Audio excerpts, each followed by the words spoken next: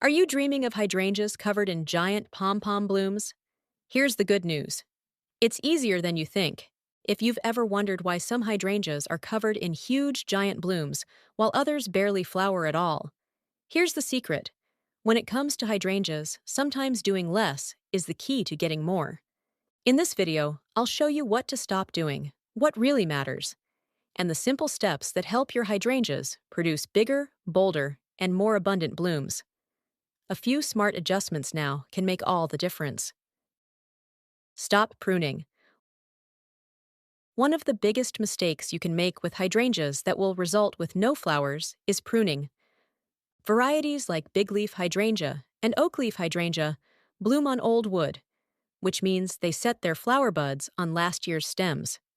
If you prune them in fall, winter, or early spring, you're very likely cutting off the exact stems that would have produced flowers. Trust me, I learned this the hard way. One year, I gave my big leaf hydrangeas a nice, tidy trim in the fall. That summer, not a single flower. I had accidentally cut off every flower bud and had to wait an entire year for them to recover. On the other hand, varieties like Panicle hydrangea and Smooth hydrangea bloom on new wood. These types actually benefit from pruning, which encourages stronger stems, a fuller shape, and bigger flowers. If you're not sure if you have old wood or new wood hydrangeas, the safest strategy is simple. Don't prune. That's what I do. I might tidy up a few wilted leaves here and there, but mostly I leave my hydrangeas alone. Even the dried flower heads look magical, dusted with snow in winter, and this way I never risk cutting off next summer's blooms. Fertilizing the wrong way. Another common mistake that can keep your hydrangeas from flowering is fertilizer, either too much or too little. The key is balance. Hydrangeas usually do best with 2 feedings per year, once in early spring and once in early summer. Feeding in the spring is especially important. It sets your plant up for strong growth and bigger blooms. Use a slow-release, balanced fertilizer when the leaves are just starting to emerge. Look for ratios like 10-10-10 or 14-14-14. Be careful with fertilizers high in nitrogen. While nitrogen encourages leafy growth, too much can come at the expense of flowers. Fertilizer labels show 3 numbers: N, P, K, for nitrogen, phosphorus, and potassium.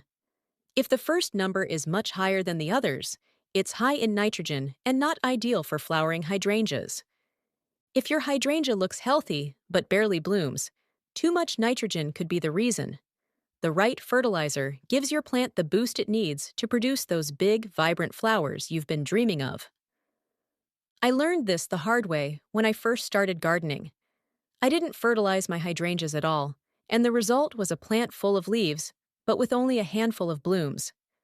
Once I started feeding them twice a year, they finally started flowering beautifully.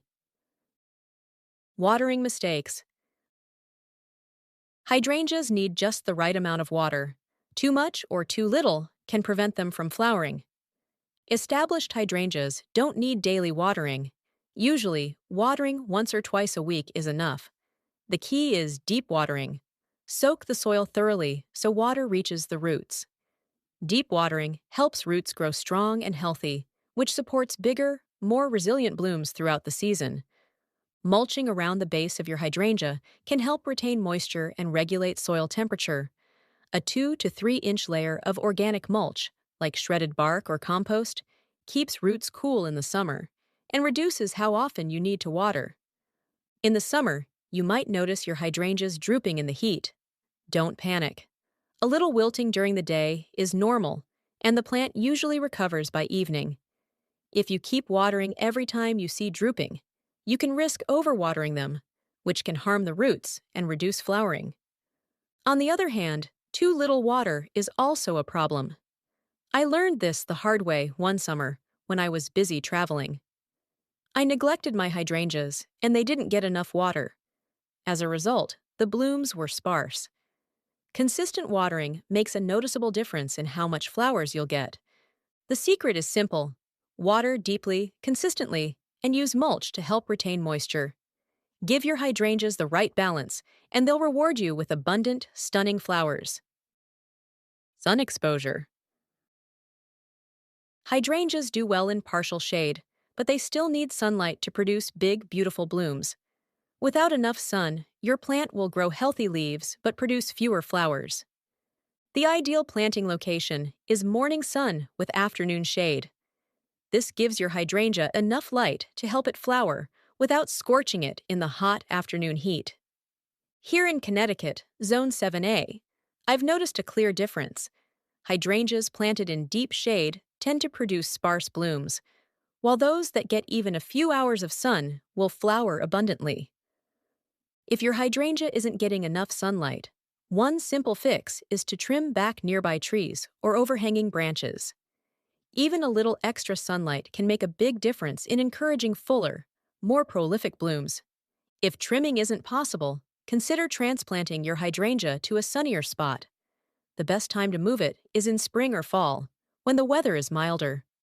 Avoid transplanting in the middle of summer, as it's much harder to keep the plant from drying out in the heat. Mother Nature. Even if you follow every tip in this video, pruning, watering, fertilizing, and giving your hydrangeas the perfect combination of morning sun and afternoon shade, there's one truth every gardener needs to know. Sometimes Mother Nature calls the shots. No matter how careful you are, there are factors you simply can't control, and the weather is the biggest one. Hydrangeas do best when spring warms gradually, summer temperatures are mild, and rainfall is consistent. When all these conditions line up, the results can be spectacular. Big, vibrant blooms. But unpredictable weather can change everything. A few years ago in Connecticut, we had an unusually warm spring. My hydrangeas started budding early, and I was excited for stunning blooms. Then, out of nowhere, a hard freeze hit, and most of those delicate buds were lost. That year, my hydrangeas barely flowered. It wasn't just my garden. Neighbors across town had the same problem. The result? A town full of hydrangeas that looked anemic and flowerless. Now compare that to a year with ideal conditions.